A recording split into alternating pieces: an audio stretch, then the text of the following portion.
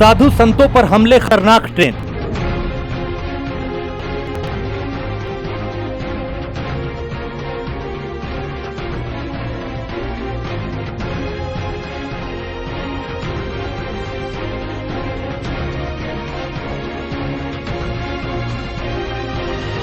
संतों की सुरक्षा का सवाल।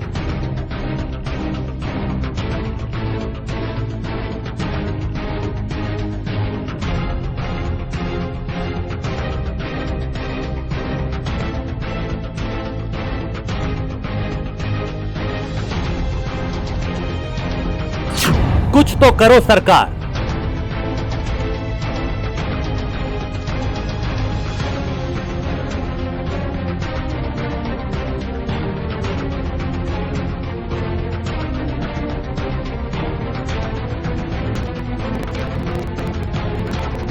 क्यों संत को बनाया जा रहा निशाना?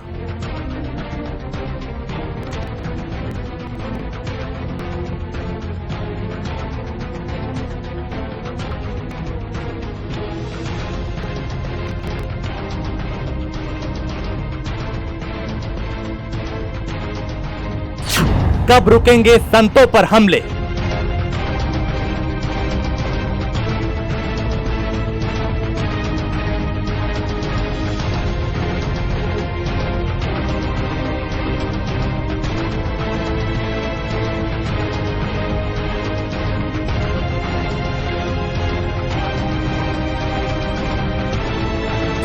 संत, सुरक्षा और सवाल। नमस्कार, स्पेशल रिपोर्ट में आपका स्वागत है। मैं हूं राजेश कुमार। देश में साधु संतों की सुरक्षा को लेकर बड़े बड़े दावे किए जाते हैं, लेकिन सच्चाई दावों से इतर है। देश के अलग अलग राज्यों में संतों को निशाना बनाया जा रहा है। आखिर क्यों? समाज को दया का पाठ पढ़ाने वाले साधु संतों पर कोई दया नहीं दिखाता। पालघर हो, कैरोली हो या फिर उत्तर प्रदेश का गोंडा, संतों पर हमले करने वालों ने जरा सी भी मानवता नहीं दिखाई। इस पूरे मामले पर न्याय में देरी हो सकती है, लेकिन राजनीतिक होने में जरा भी देर नहीं लगती। ऐसे में सवाल सबसे बड़ा यही है कि आखिर संत कब सुरक्षित होंगे?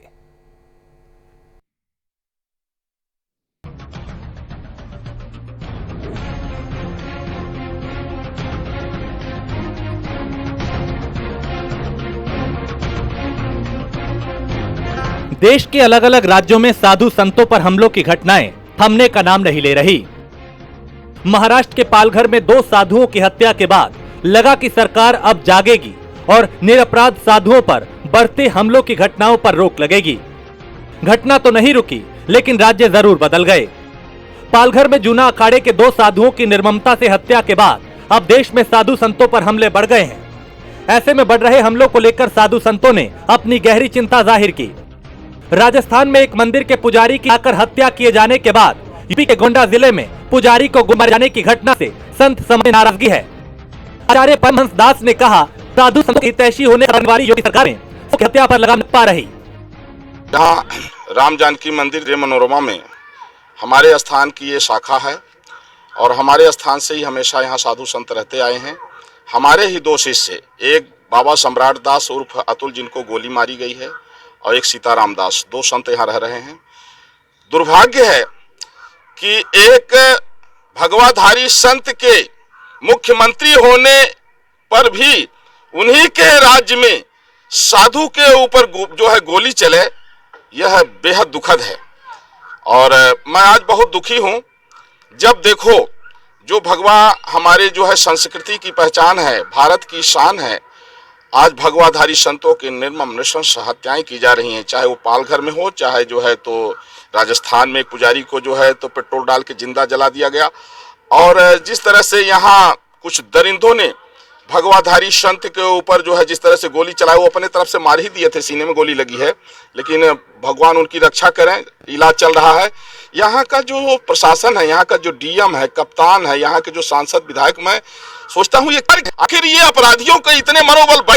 ये अमर सिंह के ऊपर गुंडा एक्ट पहले से लगा था, जेल गया था, फिर छूट गया। मतलब ये जो है तो ये घूम रहे हैं, इनके ऊपर कोई जो है तो वो शिकंजा नहीं कसा जा रहा है। आज का देखो बलात्कारी, चोर, उचक्के, हत्यारे, ये जो है इनके जो है हौसले बुलंद हो रहे हैं। मैं बहुत दुखी हूं कि संत के मुख्यमंत्री होने पर भी संत के ऊपर गोली चलना यह बेहद दुखद है। अगर संत के शासन में भी संत जो है, संत की हत्या होगी तो फिर मुझे तो नहीं लगता है कि राम राज्य आएगा। महाराज जी, कारण क्या था गोली मारने का? दरअसल में अमर सिंह, रुद्रबका सिंह, दरोगा सिंह, 3 ठे यहाँ ऐसे गुंडे हैं कि जो साधु संतों के सताना, उनका छीन लेना, मठ मंदिरों से मूर्ति चुरा लेना, घंटा चुरा लेना और इस तरह से जो है तो बहन बेटियों के साथ बदतमीजी करना, यही ये लोग बचपन से करते आए हैं और इनके तमाम मुकदमे पंजीकृत हैं। लेकिन दुर्भाग्य है कि ये लोग छूट जाते हैं और चूंकि इस तरह से चोरी डकैती करके लोग पैसा इकट्ठा कर लेते हैं और इसके बाद घूस दे करके छूट लेते हैं। पुजारी को गोली मारने के मामले ने राजनीतिक रंग ले लिया। इस घटना के बाद तमाम विरोधी दल योगी सरकार पर हमलावर है। बीएसपी सुप्रीमो मायावती ने भी इस मामले को लेकर सरकार को घेरा। उन्होंने तंज कसते हुए कहा कि संत की सरकार में अब संत ही सुरक्षित नहीं। साथ ही उन्होंने सरकार से साधु संतों की सुरक्षा बढ़ाने की भी मांग की। मायावती ने ट्वीट कर कहा, राजस्थान की तरह यूपी के गोंडा जिले में मंदिर के पुजारी पर भूमाफियाओं द्वारा मंदिर की जमीन पर कब्जा करने के इरादे से किया गया जानलेवा हमला अति शर्मनाक, अर्थात संत की सरकार में अब संत भी सुरक्षित नहीं। इससे खराब कानून व्यवस्था की स्थिति और क्या हो सकती है। मायावती ने एक और ट्वीट कर मामले में सख्त कार्रवाई की मांग की। उन्होंने ट्वीट किया, यूपी की सरकार इस मामले में सभी पहलुओं का गंभीरता से संज्ञान लेकर दोषियों के खिलाफ सख्त कार्रवाई करे तथा इस घटना से जुड़े सभी भूमाफियाओं की संपत्ति भी जरूर जब्त की जाए। साथ ही साधु संतों की सुरक्षा भी बढ़ाई जाए। साधुओं पर जानलेवा हमले को लेकर कानून व्यवस्था पर जमकर सवाल उठ रहे हैं। विपक्ष का आरोप है कि प्रदेश में अपराधियों के हौसले बुलंद हैं। कानून का डर न होने की वजह से अपराधी बेखौफ वारदात को अंजाम दे रहे हैं। वहीं बीजेपी का कहना है कि विपक्ष योगी आदित्यनाथ जी की लोकप्रियता से घबरा रहा है।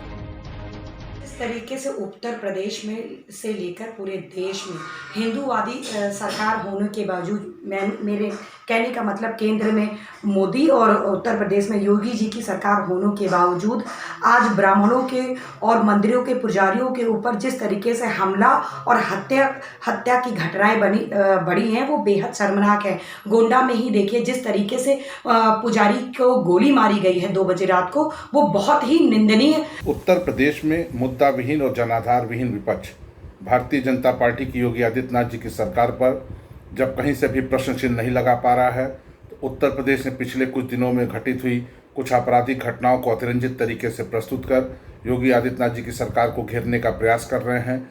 लेकिन जैसे जैसे समय बीत रहा है, यह सारी चीज़ें सामने आ रही हैं कि योगी आदित्यनाथ जी और उनकी सरकार की लोकप्रियता से घबराए हुए देश विरोधी ताकतों से, विदेशों से मदद लेके अप्रत्यक्ष रूप से पर्दे के पीछे के ये सारे राजनीतिक दल इस साजिश में लगे हुए हैं। करौली की घटना पर कांग्रेस ने चुप्पी साध रखी है, तो विपक्षी दल बीजेपी ने राहुल प्रियंका को आड़े हाथों लिया। अब गोंडा में पुजारी पर जानलेवा हमला हुआ तो बीजेपी की सरकार कांग्रेस के निशाने पर है। कांग्रेस ने पिछले 2 साल के अंदर योगी राज में साधु संतों पर 20 हमले गिनाते हुए मैप जारी किया। यूपी कांग्रेस के ट्विटर हैंडल से जारी लिस्ट में लिखा गया है कि यूपी में पिछले दिनों एक के बाद एक साधुओं की हत्याएं हुई। यूपी में संतों की हत्याओं का अंबार लगा है। कांग्रेस ने यह भी आरोप लगाया कि कुछ हत्याओं को पुलिस बस आत्महत्या बताकर अपनी कन्नी काट रही है। अब उन घटनाओं पर नजर डालते हैं जिनकी लिस्ट कांग्रेस ने जारी की है। कांग्रेस की लिस्ट में किन घटनाओं का जिक्र? 13/8/2018 को सुल्तानपुर में पुजारी श्यामलाल की हत्या की गई। 14/8/2018 को औरैया में 2 साधुओं की हत्या। 19/8/2018 को मेरठ में पुजारी और उसके सेवादार की हत्या। 31/8/2018 को पीलीभीत में पुजारी रामेश्वर दयाल की हत्या।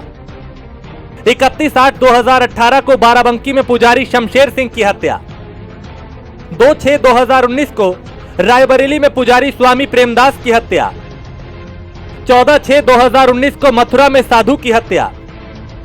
1/9/2019 में हरदोई में साधु हीरादास की हत्या। 23/9/2019 में हापुड़ में साधु बालक दास की हत्या। 28/10/2019 को मुरादाबाद में साधु की हत्या।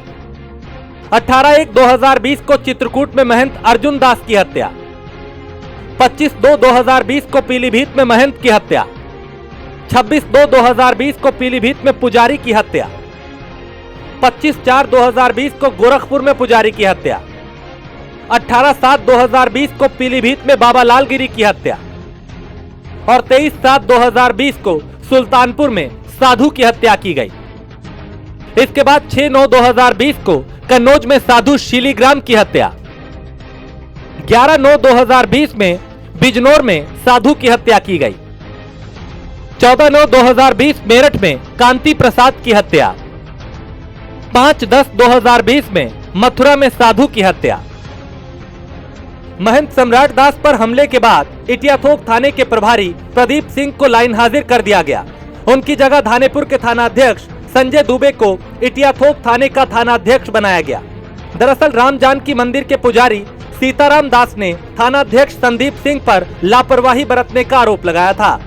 दोनों के बीच बातचीत का एक ऑडियो भी सामने आया, जिसमें 1 महीना पहले बमबाजी की घटना का जिक्र करने के साथ ही मंदिर से सुरक्षा हटाए जाने की शिकायत की गई थी। आप खुद सुनिए ऑडियो में क्या कुछ कहा गया। हेलो, हाँ, मैं सीताराम दास महाराज बात कर रहा हूँ तेरे मनोरमा से। कहिए।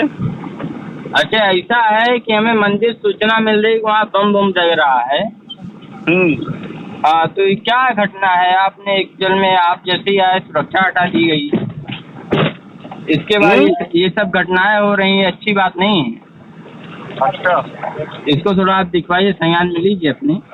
ये सब संज्ञान लिए, हमारे सिपाही हैं वहाँ मौजूद हैं।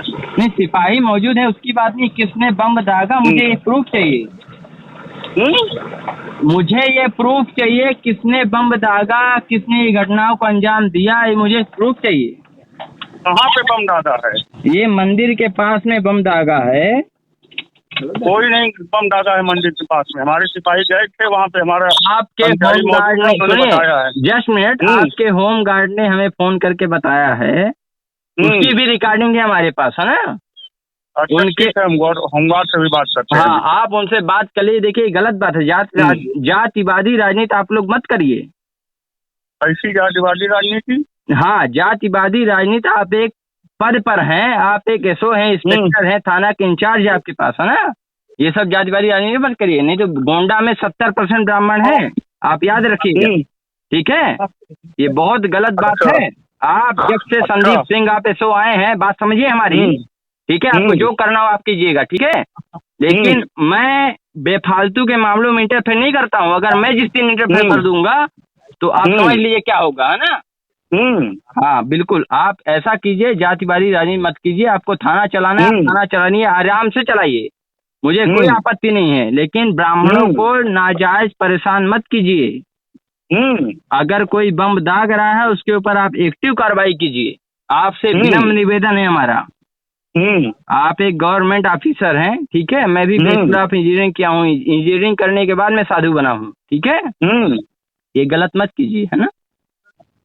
हमारा आपसे निवेदन है, ठीक है?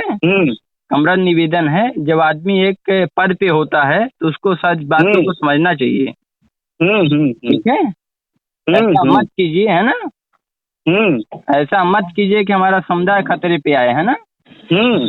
थोड़ा सा आपसे निवेदन है, आप थोड़ा देख लेते तो अच्छी बात होती, ठीक है? पुकारी मत भरिए आप। मैं बता रहा हूँ, कोई अगर घटना होती है तो 302 के ऊपर होगा। मैं आपको एक चैलेंज दे रहा हूँ, ठीक है? हुंकारी ना भरे तो मान रहे? नहीं, मैं आपसे एक बात निवेदन कर रहा हूँ, अगर कोई घटना होती है तो आरोप पूरा आपके ऊपर जाएगा और दुनिया कोई तक आपको बचा नहीं पाएगी। मैं आपको बता दे रहा हूँ, आप एक षड्यंत्र के तहत इटियाथोक थाने पे आए हैं, ठीक है? हाँ, मैं आपको बता देता हूँ, ठाकुरवादी राजनीति यहाँ पे मत कीजिए। गोंडा जिले में 70% ब्राह्मण है, पूरा ब्राह्मण समुदाय हमारे साथ है। अगर आप किसी सांसद की चमचागिरी करते हैं तो उसको आप बंद कर दीजिए। तो महोदय, आपसे मैं विनम्र निवेदन कर रहा हूँ, अगर आप उस पर उतारू हैं तो आप कीजिए, कोई बात नहीं।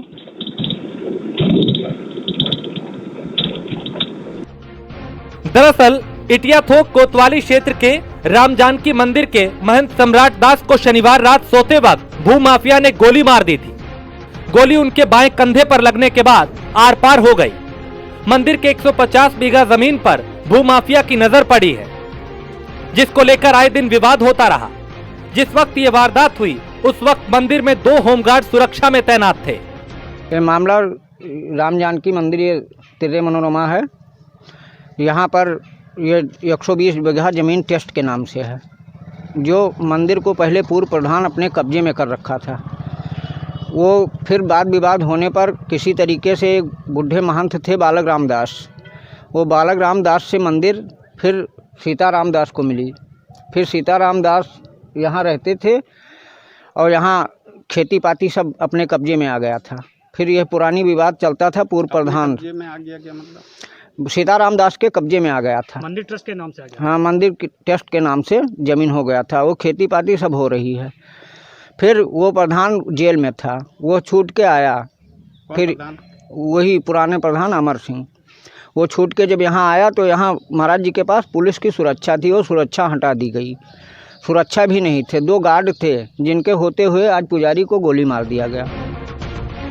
गोंडा के पुलिस अधीक्षक शैलेश कुमार पांडे ने बताया 4 लोगों के खिलाफ मामला दर्ज किया गया है। पुजारी का आरोपियों के साथ भूमि विवाद था। हम मामले की जांच कर रहे हैं। थोक क्षेत्र में तिर्रे मनोरमा गांव में स्थित राम जानकी मंदिर में 2 पुजारी वहां पे जकेटे रहते थे। उसमें से एक जो पुजारी हैं सम्राट दास, उनको बीती रात लगभग 2 बजे गोली मारने की सूचना आई थी। गोली उनके बाएं कंधे पे लग के निकल गई थी और प्राप्त जानकारी पे तत्काल पुलिस टीम मौके पे पहुंची तथा इनको इलाज के लिए जिला अस्पताल लाया गया। इनकी कंडीशन नॉर्मल थी, बट इनको लखनऊ KGMU के लिए रेफ़र कर दिया गया था, जहां की इनकी स्थिति नॉर्मल है। संबंधित प्रकरण में इन्होंने 4 लोगों के खिलाफ हत्या के प्रयास की तहरीर दी, जिसमें तत्काल अभियोग पंजीकृत कर लिया गया है। उसमें 2 लोगों को पुलिस के द्वारा पूछताछ के लिए पिक भी कर लिया गया, उनसे पूछताछ जारी है। जो तथ्य सामने आ रहे हैं कि जिन पे इन्होंने आरोप लगाया है, उनके साथ पूर्व में भी विवाद इनका चल रहा है, ज़मीन संबंधी विवाद। उसी गांव के लोग हैं ये, और पूर्व में भी मुकदमे जो है इसमें पंजीकृत हैं। पूरे घटना की विवेचना की जा रही है। जो भी दोषी पाए जाएंगे उनके विरुद्ध कड़ी कार्रवाई की जाएगी और इस विवाद को देखते हुए वहां पे विशेष सतर्कता बरती जाएगी। वहीं पीड़ित संत ने सरकार से इंसाफ की गुहार लगाई। पीड़ित का कहना है कि सरकार दोषियों के खिलाफ सख्त कार्रवाई करे। इस समय तो हम थोड़ा अस्वस्थ हैं और थोड़ा दर्द हो रहा है। बाकी इसको जैसे कि हमें पता चल रहा है कि सब लोग बता रहे हैं कि 2 लोगों को पकड़ लिया गया है और आगे उनकी कार्रवाई अच्छी होगी, हमें पूर्ण विश्वास है। और हम योगी जी से यही चाहते हैं कि उसके ऊपर कम से कम 31 मुकदमे हैं, तो उसको ध्यान से थोड़ा एक बार देखिए। आपका स्वास्थ्य कैसा है इस समय? इस समय स्वास्थ्य तो थोड़ा ठीक है, थोड़ा दर्द हो रहा है जहाँ लगी है गोली, और अन्यथा थोड़ा ठीक है। पुलिस कार्रवाई कैसी चल रही है? पुलिस कार्रवाई अच्छी चल रही है। अभी 2 लोग पकड़े गए हैं, बाकी और पकड़े जाएंगे, मुझे पूर्ण विश्वास है। एक सभा के भीतर देश में अलग अलग 3 जगहों पर साधुओं को निशाना बनाया गया। यूपी के गोंडा में एक साधु को मंदिर में घुसकर गोली मार दी गई, जबकि करौली में चंद दिन पहले ही एक साधु को जमीन विवाद में जिंदा जलाया गया। वहीं यूपी के बागपत में एक साधु का शव यमुना में मिला और माना जा रहा है कि साधु की संदिग्ध हालात में मौत हुई है। इन तमाम मामलों पर जबरदस्त सियासत भी हो रही है, लेकिन सवाल है कि आखिर क्यों साधुओं को निशाना बनाया जा रहा है और क्यों इनकी हिफाजत में सरकारें नाकाम हैं? संतों पर बढ़ते हमलों को रोकने के लिए सरकार क्या कदम उठा रही है? गोंडा में राम जानकी मंदिर के पुजारी के ऊपर हुए हमले को लेकर मामला तूल पकड़ता दिख रहा है। ऐसे में जहां एक तरफ संतों में रोष भी दिख रहा है, तो वहीं जिला प्रशासन पूरी तरह घटना को लेकर अलर्ट भी दिख रहा है। लेकिन अयोध्या से आपको बता दें कि संतों का आवागमन घटनास्थल पर जारी है। कल संतों का एक जत्था घटनास्थल पर पहुंचा, जिसमें परमहंस दास महाराज ने जिले के सांसद व जिले के SP पर टीका टिप्पणी करते हुए उनको अपशब्द भी कहा। लेकिन वहीं पर पहुंचे वेदांती महाराज ने इस पूरे घटना का CBI जांच की मांग की है। आपको ये भी बता दें कि पुलिस अधीक्षक शैलेश कुमार पांडे ने वहां के स्थानीय प्रशासन SHO को लाइन हाजिर किया और घटना स्थल की खुद निगरानी कर रहे हैं। ऐसे में 2 आरोपियों को गिरफ्तार भी किया गया है और शैलेश कुमार पांडे का कहना है जो 2 आरोपी फरार हैं उनको जल्द से जल्द गिरफ्तार किया जाएगा। गोंडा से प्राइम न्यूज के लिए विपिन सिंह। और देश में संतों पर बढ़ते अत्याचार को लेकर अखिल भारतीय हिंदू महासभा के अध्यक्ष चक्रपाणी महाराज ने चिंता जाहिर की। देश के अलग अलग राज्यों में निशाना बनाए जा रहे संतों को लेकर चक्रपाणी महाराज ने क्या कुछ कहा, उन्हें सुनते हैं। हमारे साथ बात करने के लिए अखिल भारतीय हिंदू महासभा के अध्यक्ष स्वामी चक्रपाणी महाराज जी हैं। स्वामी जी, हिंदुस्तान में संतों और साधुओं की हत्या के मामले आ रहे हैं, चाहे वो पालघर हो, चाहे वो करौली हो, चाहे वो उत्तर प्रदेश में गोंडा हो या बागपत हो। तो अब ये जो हत्या के मामले आ रहे हैं, ये कहा जा सकता है कि हिंदुस्तान में साधु संत सुरक्षित नहीं रहे। देखिए, इसमें कोई दो राय नहीं है। आप जो बता रहे हैं बिल्कुल सही बात है। और देश चूँकि इसकी पहचान संतों से है, इस देश की पहचान हमारी सनातन जो परंपरा है, संस्कृति है, उससे है। और इस संस्कृति को जो संवाहक है वो यहाँ के पुजारी हैं, संत हैं, जो देश ही नहीं पूरे विश्व में वसुधैव कुटुंबकम, पूरे विश्व को एक परिवार मान के एक अपने धर्म के अनुसार अपना संदेश देने का काम करते हैं। तो आप देखो, पिछले कभी समय से, और मैं तो ये कहूँगा कि आज़ादी के बाद अगर सबसे ज़्यादा किसी का शोषण हुआ, उत्पीड़न हुआ और किसी के साथ सबसे ज़्यादा अन्याय हुआ तो संतों के साथ हुआ, पुजारियों के साथ हुआ।